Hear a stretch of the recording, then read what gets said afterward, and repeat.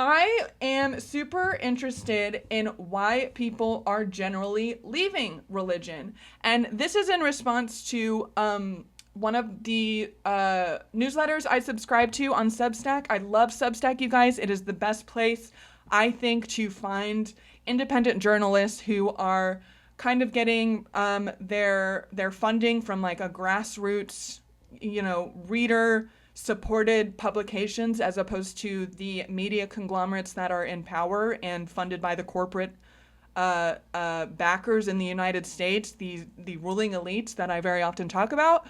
So I love Substack. I highly recommend subscribing to at least a few newsletters based on the topics you're interested in, because that is how we can kind of keep ourselves informed without being completely just immediately brainwashed by the propaganda slop that goes around. So this is in large part in response to one of my favorite writers on Substack. Can you guys see that okay? Okay, yeah. Hemant Mehta. He is also known as the Friendly Atheist. You might have seen him on YouTube. But the newsletter, the article that he wrote that I am referring to was published on February 26th, right here. Can you guys see that okay? Yeah, okay. Religious Landscape Survey that was released, when was this? Oh, February 26th of this year. And so I read through this a little bit, and of course he read through this a little bit. And I always love these photos. These are so funny to me. They're so funny. They're just so... Oh, I get it. Look, the caption is people walking away from Christianity. That's so funny. Okay. But yeah, so the research shows... So basically in 2007 and 2014, Pew Research did this religious landscape study. Hello? Religious landscape study. And what they were... the findings suggested that for... Will this pull up if I click it? Okay, whatever. If you see right here, damn it, I really need to figure out how to show my clicker. But if you see right here, the 2019 end of telephone-based surveys, up until 2019, it was just decline. As far as percentage of U.S. adults who identify as Christian. But then around 2020, you see the numbers. Can you guys see that okay? I'm sorry, just bear with me. Okay. But then, as of 2020, the decline stabilizes. The Christian share of the United States population stabilizes. And what is interesting is some of the other demographics that we can break apart. And this is something that I try and remind people of a lot. The latest Religious Landscape Survey says that even in 2023, 2024, 62% of the United States adults still identify as Christians. Okay? That is a large percentage of people. And like, I'm not trying to paint a picture of doom and gloom. I'm not trying to be like, because they're a majority, there's got to be some truth to it. That's not my point at all. My point is that whenever we take the hardlined approach of never allowing Christians in our conversations or in our chats or in the Discord or just even in our daily lives, like, how are we moving the needle? How are we actually building a better society? How are we actually working towards a progressive, secular, humanist society? Do you know what I mean? 62%, that's not an insignificant number. And I think it's super important to be aware of that. I also think it's super important, as our chatter said earlier, who said, hey, I'm a Christian, but I'm deconstructing. And so if we take the hardline stance of never allowing room for someone who calls themselves a Christian in any of our conversations, first of all, how can we call ourselves any better than evangelists? Who won't be unequally yoked with unbelievers. And second of all, how are we going to make space for people to go through the deconstruction process? Because again, deconstruction is a process. It is a journey. It is not a destination.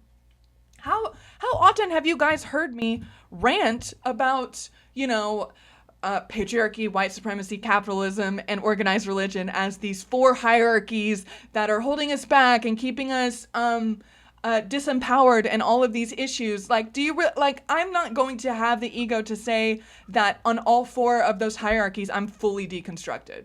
Like, I've got it all figured out. Like, no, I recognize that there is still internal misogyny.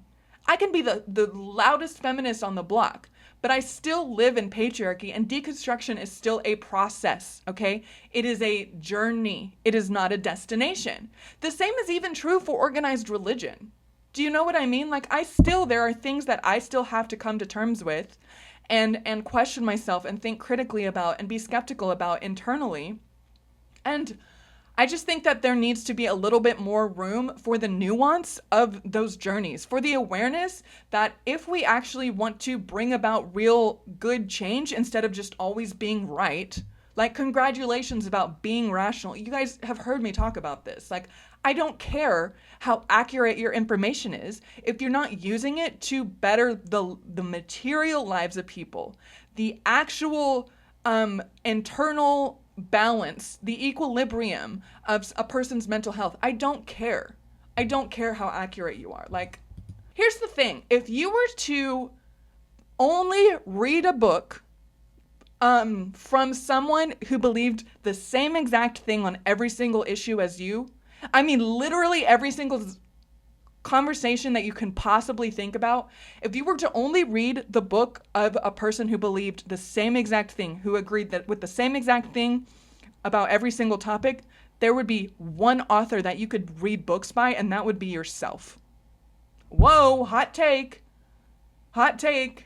It's just this idea, again, of people can bring forward progress. People can be deconstructed down these paths without being exactly where you are in all of your journeys. Also, as I often talk about, with these four hierarchies that I very much bring up often, white supremacy, patriarchy, capitalism, organized religion, someone might be a hardlined atheist and have gone so far on the deconstruction journey of organized religion, but they might still be a capitalist. I have so many atheists who are very much capitalists, commenting on my stuff and upset with me for being a leftist and all of this stuff.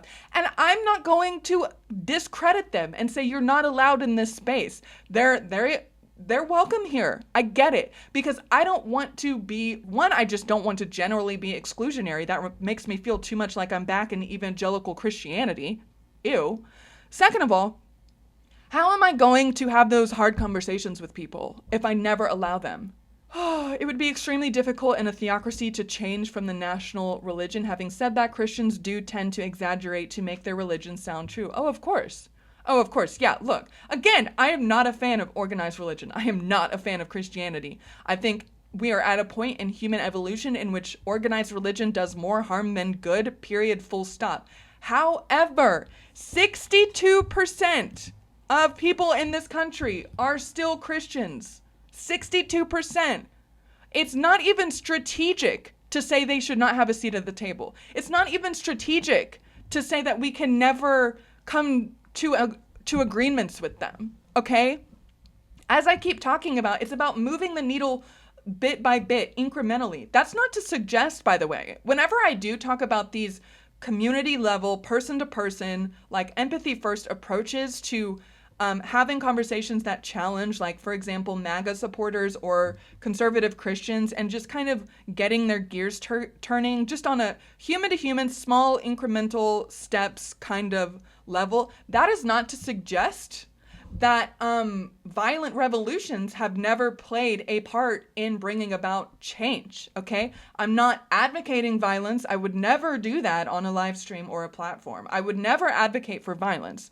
What I'm talking about is that, first of all, we just need to understand where we are in the historical cycle of what progress calls for, where we're at really in the rise and fall of empire, in those cycles of the rise and fall of civilizations, where we're at in those cycles to understand what kind of resistance is needed in the moment. That's all I'll say on that.